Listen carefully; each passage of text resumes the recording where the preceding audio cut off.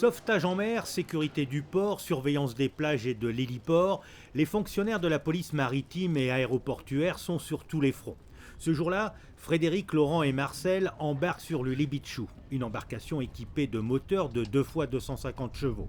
Shorts, chaussures bateau et casquettes, ils effectuent les contrôles de routine dans les eaux monégasques, l'occasion aussi pour eux de faire de la prévention sur les excès en tout genre, comme ici avec ces jeunes qui plongent de la digue.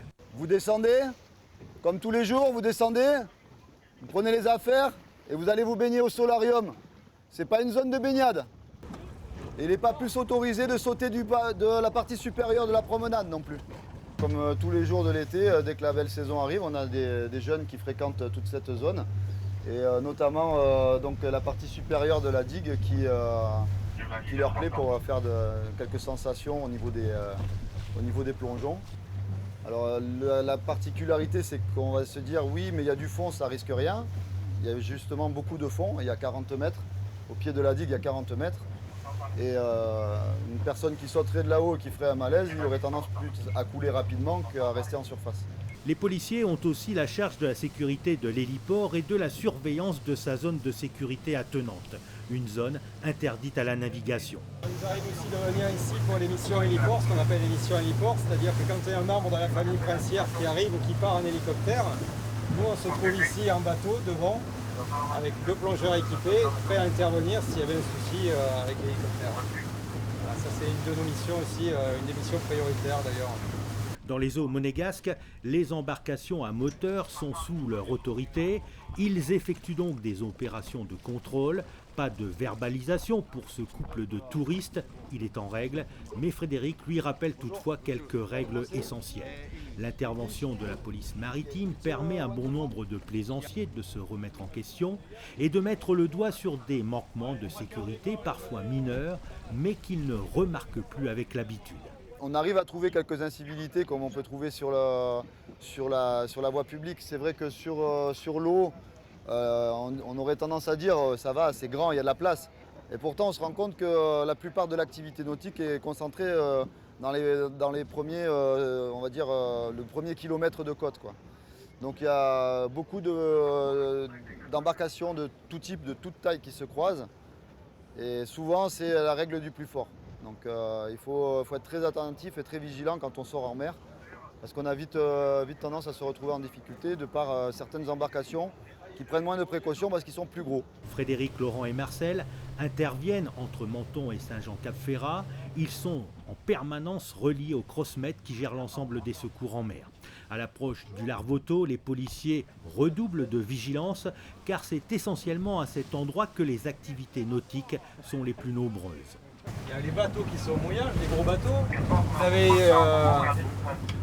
le bateau qui vient de Menton là, qui fait les balades, vous avez les jeux nautiques, vous avez des baigneurs. En fait, tout le monde est concentré sur cette zone-là et c'est là que les soucis se produisent. Quoi, en fait, hein. Quand il arrive quelque chose, c'est souvent là. Après, quand vous êtes au large là-bas, les bateaux, ça risque rien. En fait, hein. Il n'y a pas de gros soucis à avoir. En fait, les problèmes sont là, en fait, ici, dans cette zone-là. C'est pour ça que quand on sort, on se maintient ici. Ces policiers ont aussi une formation de sauveteurs. Ils sont donc des plongeurs expérimentés afin d'intervenir en cas de crash d'avion ou d'accident en mer. Régulièrement, ils peaufinent leurs conditions physiques et s'entraînent à porter secours à une personne qui se noie. C'est l'entraînement qu'on fait quasiment quotidiennement, donc de l'entraînement nage, avec quelques apnées.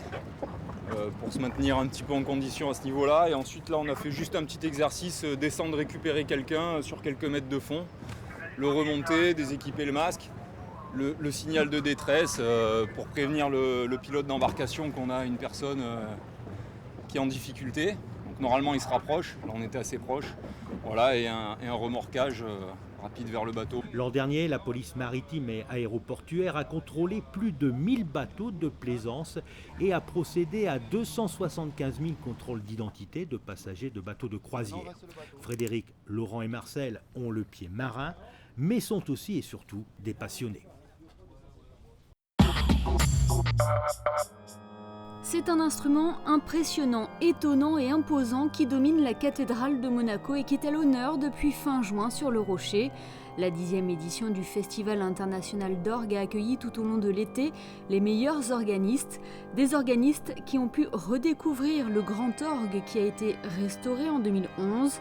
Il est désormais en harmonie à la dimension de la cathédrale, aussi bien au niveau du volume qu'au niveau de la place qu'il occupe dans les grandes célébrations monégasques et offre une multitude de sonorités différentes. Et en jouer demande énormément de concentration et de coordination. Le jeu de l'orgue effectivement était assez particulier. On joue évidemment avec les mains, comme le ferait un pianiste ou un claveciniste, mais on joue aussi avec les pieds. Le jeu de pédalier est un jeu très particulier, uniquement destiné aux organistes. Il apporte une sorte de richesse supplémentaire à la sonorité qu'on peut tirer de l'instrument. Combien de tuyaux compose l'orgue de la cathédrale ? Autour de 6000 tuyaux. 6000 tuyaux, il y a 4 claviers, un pédalier, 80 jeux. C'est un très grand instrument. Monaco peut se féliciter d'avoir le plus bel orgue du monde. Il est également l'un des plus grands de la région. Olivier Latry a connu l'ancien et le nouvel orgue et c'est toujours avec un réel plaisir qu'il vient se produire en principauté. J'étais content de retrouver l'orgue de la cathédrale que j'ai connu il y a quelques années. En fait, dans le cadre d'une restauration, souvent, on oublie ce qui a été fait précédemment. Et là, l'instrument précédent avait quand même beaucoup de qualité. Et on a gardé ces qualités pour ajouter quelque chose d'autre encore, pour compléter ces qualités. Donc effectivement, l'orgue de la cathédrale maintenant est beaucoup mieux que ce que j'ai connu avant. Permet vraiment beaucoup de répertoires différents. Bon, là, on s'est consacré évidemment sur la musique russe avec Stravinsky, un peu de musique française, etc. Mais c'est vrai que j'ai essayé un certain nombre de choses. Bach fonctionne très bien, la musique allemande, la musique française. Enfin, bon, c'est un orgue très, très éclectique. Dimanche, c'est donc Olivier Latry et son épouse Shin-Yoon Lee qui se produiront pour la dernière date du festival à 17h à la cathédrale de Monaco. Ensemble, ils aborderont l'instrument autrement en présentant notamment le Sacre du printemps de Stravinsky. La cathédrale de Monaco qui sera également à l'honneur dimanche sur notre antenne. Vous avez pu suivre en début de semaine les festivités de la Saint-Roman. Eh bien, sachez que la grand-messe sera diffusée sur Monaco Info ce dimanche à 10h. Une messe qui a pour particularité d'être en langue monégasque.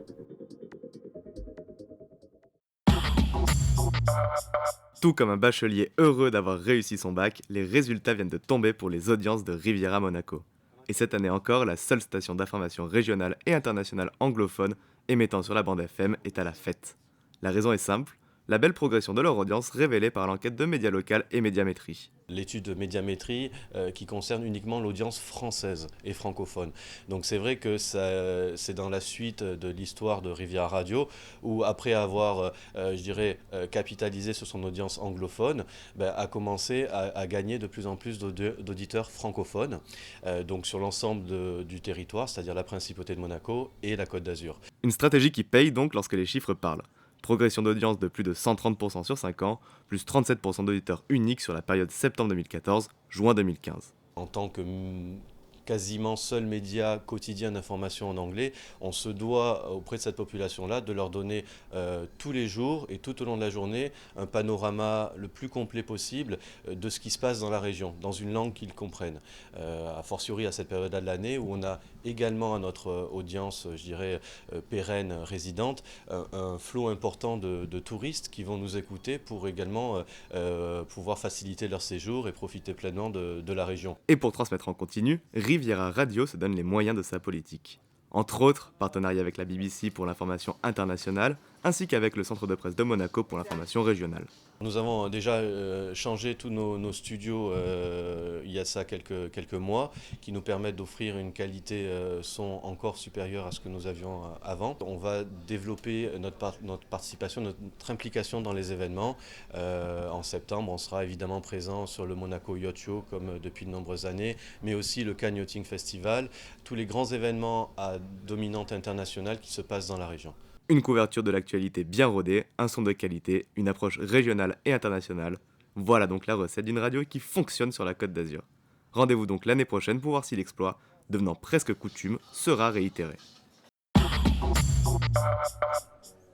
D'habitude, elles se croisent sur les plateaux de compétition tout au long de l'année, Pendant une semaine, elles s'entraînent ensemble en principauté. Les filles de l'équipe de France de gymnastique acrobatique travaillent aux côtés de leurs homologues du Femina Sport Monaco dans le cadre d'un échange sportif. Ce stage, c'est surtout l'occasion de réviser ses gammes avec un œil et des conseils extérieurs d'autres entraîneurs afin de préparer une riche saison. Beaucoup d'objectifs cette année. Premièrement, on a les championnats d'Europe fin septembre à Riesa en Allemagne. Ensuite, nous avons les championnats du monde en Chine en mars et on terminera par une très grande démonstration, plutôt spectacle, début juillet à Nice Acropolis. Allez, tu prends ton temps, tu les laisses te monter. Fléchis fort les jambes au départ les filles. Hein. Allez, en bas, un peu mieux. D'habitude, on ne fait pas de muscu et tout, là on en fait. Et on fait plus de pyramides, on travaille plus de nouveautés, avec d'autres entraîneurs qu'on ne connaissait pas avant et d'autres clubs. Qu'est-ce que ça vous apporte justement le fait qu'il y ait d'autres entraîneurs comme ça qui viennent vous entraîner? Je sais pas, ça nous aide, ça nous donne conscience qu'il y a d'autres personnes qui font le même sport que nous. Ce stage à Monaco est une sorte de match aller puisque les filles du Femina Sport se rendront à leur tour en Gironde pendant une semaine.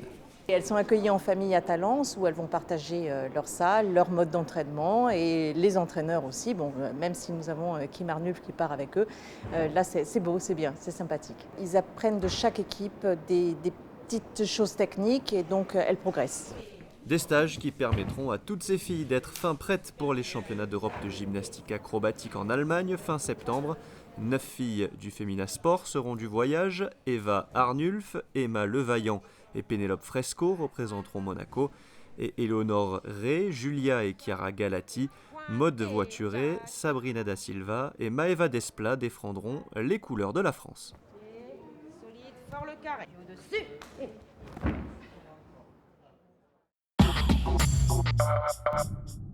Après les réalisations des terre-pleins du Portier, du Sporting ou encore du quartier de Fontvieille, la Principauté lance un nouveau projet d'urbanisation en mer. Depuis plus de 150 ans, Monaco cherche à développer son territoire afin de répondre à une demande croissante du foncier. Ces 6 hectares permettront l'implantation de larges espaces publics, promenades piétonnes et parcs, 60 000 m² de surface habitable mais également commerciale ou encore un port d'animation. C'est essentiellement un nouveau quartier, un éco-quartier ouvert sur la ville, qui n'est donc pas du tout renfermé sur lui-même. Tout sera public, sauf évidemment les logements privés, immeubles collectifs ou villas privées. Mais même dans l'immeuble un peu emblématique autour du port, public aussi, Monsieur Piano tout à l'heure, l'architecte, a dit que les personnes pourront se promener devant. Donc, ce qui sera public, c'est le parc paysager, les parkings, la promenade le long du littoral, qui sera une continuité de la promenade, et l'extension du Grimaldi Forum, plus le port, qui est un port qui ne sera pas réservé aux habitants, qui sera un port géré par la Société des ports de Monaco, qui sera donc un port public. L'Anse du Portier s'inscrira naturellement dans le paysage côtier monégasque. 4 ambiances différentes constitueront ce nouveau quartier, avec notamment le port et la colline, cœur vert du projet. Penser beaucoup au côté environnemental, ouvrir le projet pour la population, pour les Monégasques, mais aussi pour les riverains de l'avenue Princesse Grasse. Essayer de donner un maximum d'espace vert. Voilà, c'est sur ces bases-là, sur ces critères-là qu'on a commencé à travailler. On faisait du remblai, donc là on polluait énormément, et les caissons sont arrivés en dernier.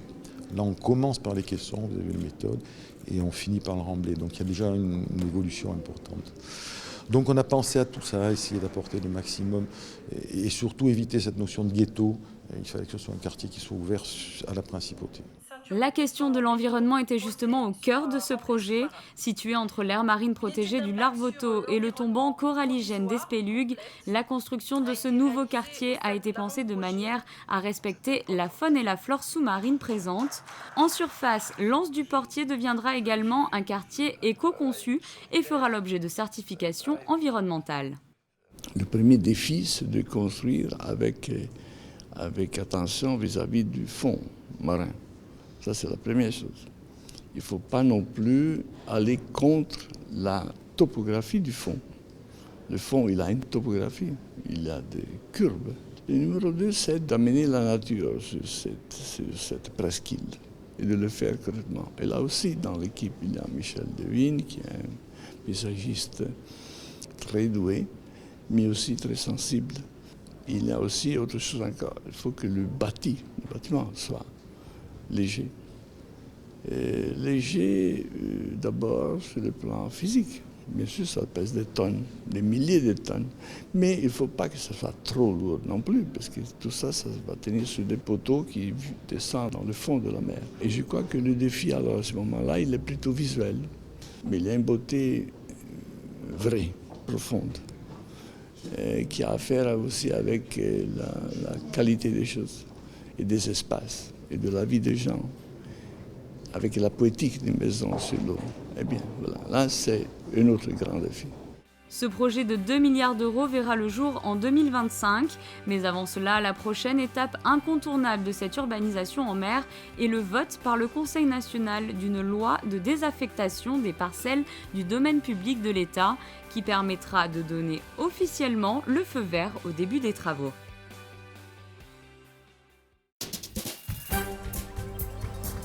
On se quitte en musique avec la suite de la programmation du Sporting Summer Festival. Jeudi soir, la salle des Étoiles accueillait Anastasia qui faisait son grand retour, un retour au sommet avec force et détermination qui illustre la victoire de la chanteuse contre la maladie. Anastasia a illuminé la scène en interprétant des titres de son dernier album Résurrection, mais également ses plus grands tubes dont voici un extrait.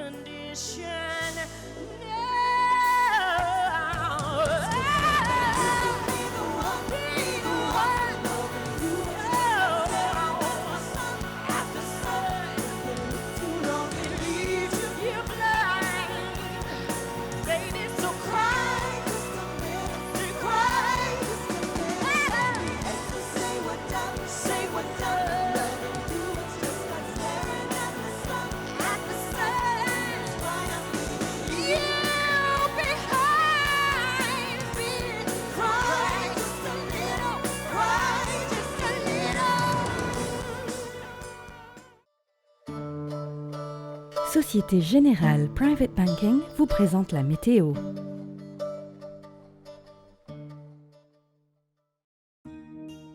Voilà pour ce tour d'horizon de l'actualité en principauté. Découvrons ensemble les prévisions météo pour ce week-end et le début de semaine prochaine. Le temps sera mitigé mardi avec des apparitions irrégulières du soleil. La tendance sera orageuse en fin de journée avec un léger risque d'averse. Le soleil se fera encore hésitant dimanche. Les températures seront agréables avec un maximum de 26 degrés. Le temps sera assez ensoleillé en début de semaine sans pluie et un mercure proche des normales de saison. Et enfin mardi, retour du beau temps. Les températures seront stationnaires, elles seront comprises entre 22 et 27 degrés.